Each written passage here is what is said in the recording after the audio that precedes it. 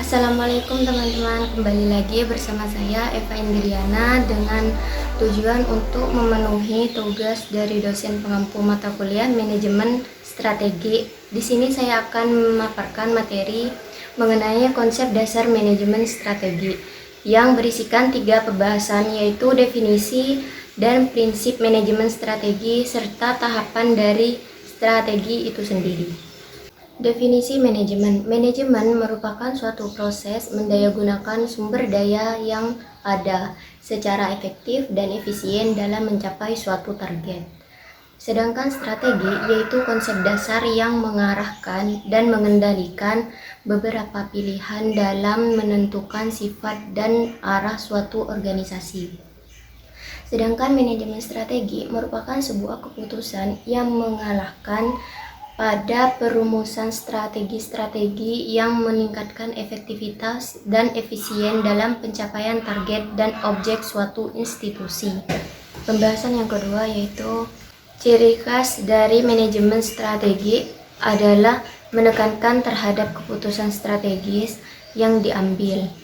Pada hakikatnya, ciri khas manajemen strategi di sini terdapat beberapa ciri khas, diantaranya yang pertama, strategi yang bagus dihasilkan oleh manajer yang profesional dengan menguasai berbagai aspek yang dibutuhkan.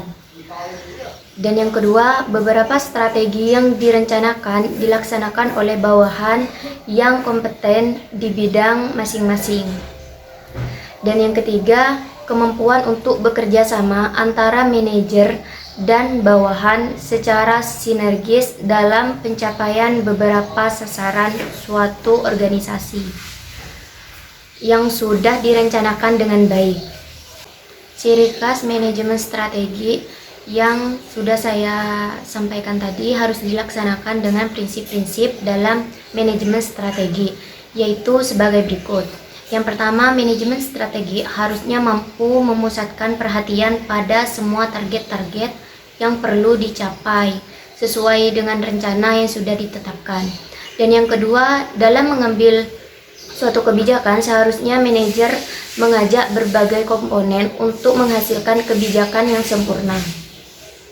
Dan yang ketiga, pencapaian strategi yang diinginkan haruslah korelatif dengan jangka pendek, menengah maupun jangka panjang. Dan yang keempat yaitu strategi yang dihasilkan haruslah bersifat efektif dan efisien. Dan pembahasan yang ketiga yaitu tahapan strategi.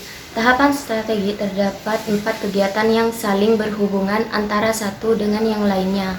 Kegiatan 4 tersebut yaitu A. Mengamati lingkungan.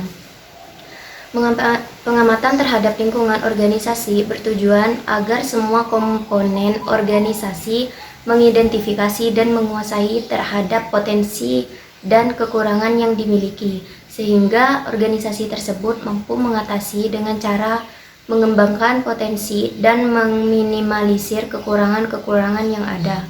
Dan yang kedua, merencanakan strategi.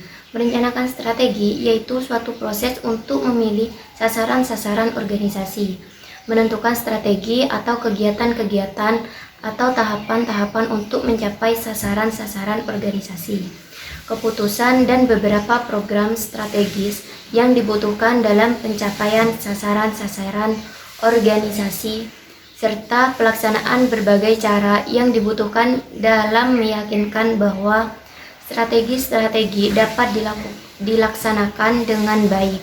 Dan yang ketiga yaitu menerapkan strategi. Pelaksanaan strategi merupakan semua aktivitas yang diperlukan dalam melaksanakan suatu rencana strategis.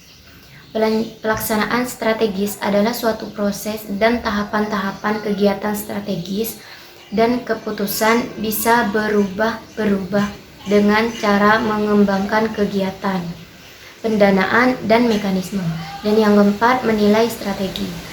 Kemampuan organisasi dalam menilai strategi yang digunakan dalam pencapaian targetnya sebagai pengetahuan terhadap hasil pekerjaan-pekerjaan yang sudah dilaksanakan. Dan hasil ini dapat dilihat apakah target organisasi sesuai dengan standar minimal ataukah tidak. Jadi pemberian nilai adalah suatu tahapan pengukuran keberhasilan dari implementasi beberapa tahapan kegiatan strategis yang sudah ditetapkan dalam mencapai target organisasi. Mungkin itu saja yang dapat saya sampaikan, kurang lebihnya mohon maaf. Wassalamualaikum warahmatullahi wabarakatuh.